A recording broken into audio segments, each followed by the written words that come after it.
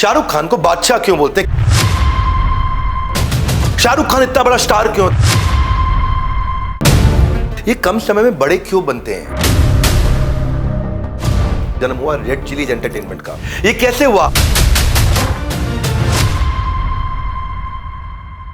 चाहे अडानी हो, रिलायंस हो, या टाटा मोटर्स हो, टाटा ग्रुप हो, आईटीसी हो, अमूल हो, ये कम समय में बड़े क्यों बनते हैं? इसके पीछे एक बिजनेस एक्सपेंशन की एक स्ट्रैटेजी होती है जो आपको आज के वीडियो में समझाऊंगा। काफी फैला हुआ बिजनेस है, काफी एस्टैब्लिश है। जवाब मिलेगा आज के एपिसोड में। एक्सपेंशन थ्रू इंटीग्रेशन, ये है बिजनेस एक्सपेंशन स्ट्रैटेजी। इसमें क्या होता है? बैकवर्ड इंटीग्रेशन, या पीछे का धंधा एक्वायर कर लो, फॉरवर्ड इंटीग्रेशन या आगे का कर लो, या आजू बाजू रिलेटेड कनेक्टेड कॉम्प्लीमेंट्री। इससे साम्राज्य का विशाल बना सकते हो। आप सोचो, जिसके छोले भटूरे चलने लगते हैं वो क्या करता है? वो फिर गुलाब जामुन भी बनाता है, कुछ और भी साथ में ऐड करता है। जो मोबाइल बेच रहा है वो लैपटॉप भी ऐड करता है, एसेसरी भी ऐड करता है। नमस्कार, मैं Vivek Bindra, founder and CEO बड़ा बिजनेस.com। आज छठे एपिसोड में आ गए। स्ट्रैटेजी सीखो बाय डॉक्टर विवेक बिंद्रा। ये आपकी ग्रोथ का एक गेम प्लान है। मैं इसमें 36 एपिसोड दे रहा हूं, 36 स्ट्रैटेजी दे रहा हूं। हर बुधवार सुबह 8 बजे, शुक्रवार सुबह 8 बजे, इतवार यानी वेडनेसडे, फ्राइडे, संडे सुबह 8 बजे स्ट्रैटेजी सीखो में एक सेंट्रल मैसेज, एक स्ट्रैटेजी आपको सिखा के जाता हूं। थ्योरी नहीं होती है, एक्शनेबल पॉइंट होते हैं। अब तक स्ट्रैटेजी सीखो के अंदर आपने प्लेलिस्ट में देखा होगा, आपने जीरो कॉस्ट मार्केटिंग सीखा, मैन पावर से 3 गुना काम कैसे कराएं, ज्योग्राफिकल एक्सपेंशन के 11 स्टेप, आपने मर्जर एंड एक्विजिशन सीखा, साधारण भाषा में सिचुएशनल लीडरशिप को आपने सीखा। सीरीज का एक मकसद है कि आपके बिजनेस ग्रोथ से कभी 36 का आंकड़ा ना हो, इसलिए 36 एपिसोड दे रहा हूं। तो आगे चलते हैं। आपका बिजनेस कई बारी पीछे के वेंडर पे ओवर डिपेंडेंट होता है, पीछे के सप्लायर पे ओवर डिपेंडेंट होता है। आपका पीछे का वेंडर सप्लायर आपका सारा मार्जिन खा जाता है, वो आपसे इतना मोटा मार्जिन खाता है कि आप पूरा कमा ही नहीं पाते, या आगे डिस्ट्रीब्यूशन कमजोर है। आपका रिटेलर, होलसेलर, डिस्ट्रीब्यूटर जो आपका माल बेचता है, दुकानें, आपका फ्रेंचाइजी, वो कमजोर है। बिजनेस की क्वालिटी कंट्रोल में बहुत इशू आता है। तो ये वीडियो आपके लिए संजीवनी बूटी बनने वाला है। मैं आपको स्मार्ट बोर्ड पे लेके जाता हूं। उससे पहले शाहरुख खान की एक बात कर लेते हैं, एक आसान एग्जांपल देता हूं। शाहरुख खान को बादशाह क्यों बोलते हैं? केवल एक्टिंग के कारण नहीं। शाहरुख खान इतना बड़ा स्टार क्यों है? केवल एक्टिंग के कारण नहीं। ये कैसे हुआ? उन्होंने फिल्म बिजनेस के बैकवर्ड और फॉरवर्ड इंटीग्रेशन को कंट्रोल करके खुद के पास मैक्सिमम रेवेन्यूज कंट्रोल कर लिए। टिकट प्राइस, एंटरटेनमेंट का टैक्स लगता है, एग्जीबिटर का शेयर होता है, डिस्ट्रीब्यूटर जो जाता है उसका शेयर होता है, प्रोड्यूसर होता है उसका शेयर होता है, कुछ एक्टर को पैसा मिलता है। शाहरुख ने सोचा खाली एक्टिंग की तो मुझे फीस मिलती है और तो पैसा मिलता ही नहीं है, तो मैं क्या करूं? क्या मैं खुद प्रोड्यूस करने के लिए पीछे बैकवर्ड इंटीग्रेशन कर लूं, फिल्म को प्रोडक्शन भी खुद कर लूं, एक्टिंग भी खुद कर लूं और डिस्ट्रीब्यूशन भी पकड़ लूं, तो टोटल रेवेन्यू का 50% के आसपास मेरे इससे आ जाएगा। और तब जन्म हुआ रेड चिलीज एंटरटेनमेंट का। इसको आराम से साधारण भाषा में आप सीखिए। मैं आपको स्मार्ट बोर्ड पे लेके चलता हूं और सीखते हैं expansion through integration. Expansion through integration, एक होता है बैकवर्ड इंटीग्रेशन, एक होता है फॉरवर्ड इंटीग्रेशन, एक होता है लैटरल इंटीग्रेशन। अब कौन सा करना है सीखने की बात है। लैटरल मतलब आजू बाजू को ले लो, बैकवर्ड मतलब जो पीछे सप्लायर है उसको खरीद लो, फॉरवर्ड का मतलब है आगे जिसको बेच रहे हो उसका धंधा खुद ही चालू कर दो। मैं एग्जांपल समझाता हूं आपको। पहला एग्जांपल है हमारे यहाँ पे हमारे राजेश मेहता जी का। राजेश मेहता जी ने क्या लिखा है? From mind to consumer. इन्होंने पूरा का पूरा वैल्यू चेन ले लिया, धीरे धीरे पूरा का पूरा वैल्यू चेन। जैसे आज दुनिया की सबसे बड़ी माइंस इनके पास है, बैकवर्ड इंटीग्रेशन। भाई मैं किसी और की माइन से ले लूं, मैं खुद ही अपनी माइन खरीद लूंगा। उसके बाद माइन के बाद रिफाइनिंग होती है गोल्ड की। उस गोल्ड की रिफाइनिंग किसी और से नहीं कराऊंगा, वो भी मैं खुद ही कर लूंगा। पीछे रिफाइनिंग करा के मैं किसी से लूं, उसके बाद बुलियन बनवा करके मैं उसकी मैन्युफैक्चरिंग कराऊं, क्योंकि पहले मैन्युफैक्चरिंग करते थे, तो उससे पीछे के धंधे इन्होंने खरीद लिए। फिर मैन्युफैक्चरिंग के बाद बोले एक्सपोर्ट तो मैं करता था, लेकिन अब होलसेल भी मैं खुद ही कर लेता हूँ, मैं किसी और से क्यों कराऊं, और क्यों किसी और रिटेलर को दूं। खुद के रिटेल के इन्होंने शुभ ज्वेलर्स खोल दिए, आउटलेट्स खोल दिए। अब ये करने से पहले आपको कुछ चीजें सीखनी है। जो माइनिंग में एक्सपर्ट था, मैं तो राजेश मेहता हूं, कोई सुरेश मेहता भी है, क्या मैं उससे सस्ते में माइनिंग कर पाऊंगा? क्या मैं उसकी क्वालिटी की रिफाइनिंग कर पाऊंगा? क्या मैं वैसी या उससे अच्छी मैन्युफैक्चरिंग कर पाऊंगा? तब तो मैं पीछे का धंधा खरीदूं। पता चले मैं पीछे के धंधे भी खरीद लिए, आगे के धंधे भी खरीद लिए, लेकिन जो पीछे वाला था वो मुझसे अच्छा बनाता था, मेरी क्वालिटी खराब है गया, मुझसे सस्ता बनाता था, तो मेरी कॉस्ट पे इफेक्ट आ गया। तो जब भी पीछे का धंधा खरीदना हो या आगे का धंधा खरीदना हो, उसको सीखना पड़ेगा आपको। जैसे डीमार्ट ने क्या किया, डीमार्ट ने देखा कि भाई जो मैं कपड़े लेता हूं ना, वो मेरे को पीछे वाला बहुत मार्जिन खा जाता है, तो उन्होंने कपड़े खुद ही बनाने शुरू कर दिए बैकवर्ड इंटीग्रेशन करके डीमार्ट ने। अपनी कॉस्ट को बचाया, पर उससे पहले ये डिसाइड किया कि मैं उससे अच्छे कपड़े बना सकूं और उससे सस्ते कपड़े बना सकूं, फिर तो ठीक है। लेकिन अगर कोई मुझसे अच्छा काम कर रहा है तो मारुति सारे काम खुद नहीं कर लेता। मारुति की स्टीयरिंग कोई और बनाता है, उसका टायर कोई और बनाता है, उसका बम्पर कोई और बनाता है, उसका हॉर्न कोई और बना रहा है, उसका गियर बॉक्स कोई और बना रहा है, उसकी क्लच प्लेट कोई और बना रहा है, उसके आज हर पार्ट को कोई और बना रहा है। वो अपनी केवल इंजन बना रहा है। अगर भाई ये सीएट मुझसे और सस्ता टायर बना सकता है तो मैं खुद क्यों बनाऊं, फिर सीएट को ही बनाने दूं।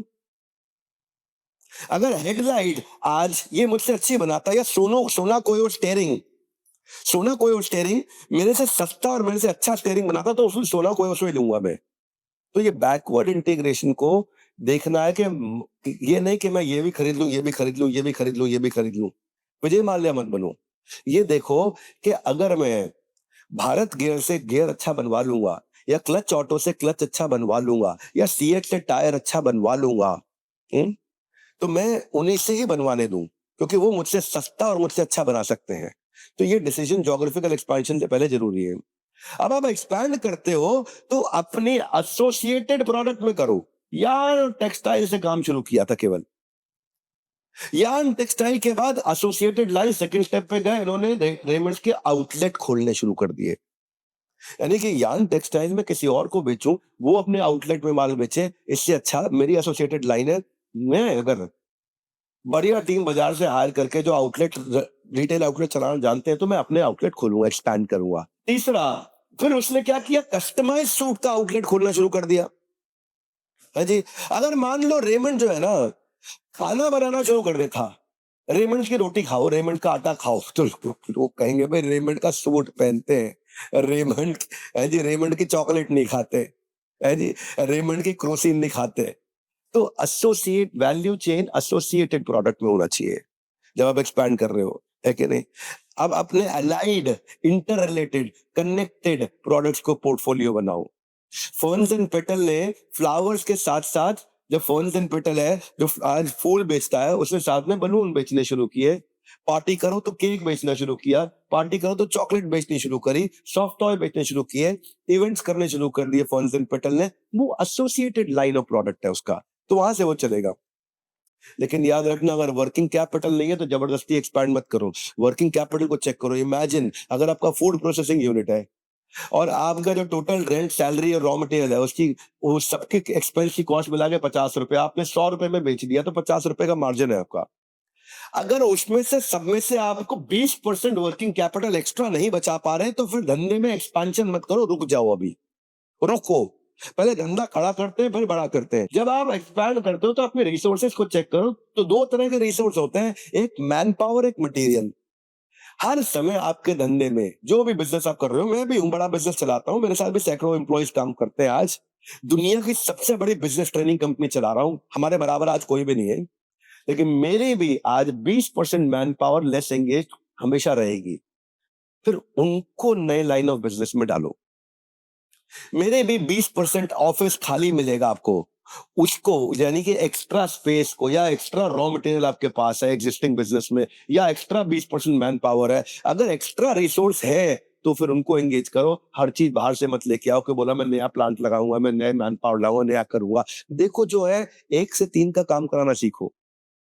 हमेशा आपके पास 20% लोग ऐसे होंगे जो खाली घूम रहे होंगे, और उन आपके ऑफिस के बाहर में गुप्ता टी स्टॉल होगा और वहां सुट्टा मार रहे होंगे पूरा दिन। वो आपकी 20% मैन पावर है, पहले उनको आइडेंटिफाई करो, उनको एंगेज करो। हाँ जी, तो अभी तक मैं आपको बोर्ड पे समझा रहा था। अगर आपने बोर्ड पे समझते समझते नोट्स बनाए हैं तो एक बात और नोट कर लो। एक्सपेंशन का एक और तरीका मैं फाउंडर डे पे लेके आ रहा हूं। अगर आपका बिजनेस 5 करोड़ पे, 2 करोड़ पे, 10 करोड़ पे, 20, 50, 100 करोड़ पे अटक गया है, एक्सपेंशन में दिक्कत आ रही है, तो फाउंडर डे यानी कि मेरा जो जन्मदिन है, उस पर मैं एक live event, physical event Delhi के अंदर कर रहा हूं। ये दुनिया के सबसे बड़े इवेंट्स में से एक इवेंट होता है। आइडिया टू आईपीओ, आईपीओ तक जाने के लिए तैयारियां क्या करनी है, कैसे आप मर्जर एक्विजिशन अलायंसेस कैसे करोगे, एक्सपेंशन कैसे करोगे, ये उनके लिए है जो बिजनेस में एक्चुअली ग्रोथ करना चाहते हैं। अभी शुरू किया है, अभी रेवेन्यू नहीं है तो आने की जरूरत नहीं है, एक्सपेंशन की बढ़े की इच्छा नहीं है तो आने की जरूरत नहीं है, आईपीओ तक के लिए दिमाग के सारे ढक्कन अगर खोलने हैं तो आओ, अपने ऊपर छोटा सा एक इन्वेस्टमेंट करो, अदरवाइज आने की जरूरत नहीं है। वैसे एक बात बताता हूँ, नंबर तो मैंने दे दिया है, 5 अप्रैल को फिजिकल इवेंट है, डिजिटल नील सीट्स लिमिटेड होती हैं। आज आपने एक्सपेंशन थ्रू इंटीग्रेशन सीखा है। स्वामी विवेकानंद कहते हैं विल्डम विल्डम नहीं है जब तक उसको शेयर ना किया जाए। तो आज आपको मैंने सिखाया, आपका काम है शेयर करके बाकियों को सिखाना। एक्सपेंसिव गिफ्ट लोगों को दिए होंगे, लेकिन एक्सपेंशन का गिफ्ट दो, बिजनेस एक्सपेंशन का गिफ्ट दो। आने वाले एपिसोड में स्ट्रैटेजी सीखो में मैं एक वीडियो के अंदर एक स्ट्रैटेजी सिखाता हूं, उसे मैं हो सकता है सिखाऊं आपको 18 SPR स्ट्रैटेजी। ये आपकी एफिशिएंसी को मल्टीप्लाई कर देगा। जनरल ट्रेड मॉडर्न ट्रेड में क्या फर्क है इसके ऊपर बात करूंगा। ट्रस्ट बिफोर ट्रांजैक्शन कैसे बिल्ड करते हैं, ये भी एक स्ट्रैटेजी है। ABCD ऑफ कम्युनिकेशन, मैं कई स्ट्रैटेजी एक वीडियो में एक सेंट्रल मैसेज देता हूं, नीचे आप प्रॉब्लम लिखो, आप बिजनेस की प्रॉब्लम दो, मैं आपको सोल्यूशन दूंगा। स्ट्रैटेजी सीखो बाय डॉक्टर विवेक बिंद्रा, उसकी सारी एपिसोड्स हैं, प्लेलिस्ट है, पिछले एपिसोड मिस हो गए, प्लेलिस्ट जाकर के देखिए। बिजनेस को लेकर अगर आप सीरियस हो तो स्ट्रैटेजी सीखो बाय डॉक्टर विवेक बिंद्रा आपके लिए रामबाण होगा। हमारे साथ जुड़े रहने के लिए, दुनिया के वर्ल्ड के नंबर 1 एंटरप्रेन्योर यूट्यूब चैनल को सब्सक्राइब करने और करवाने के लिए मुस्कुराहट के साथ धन्यवाद।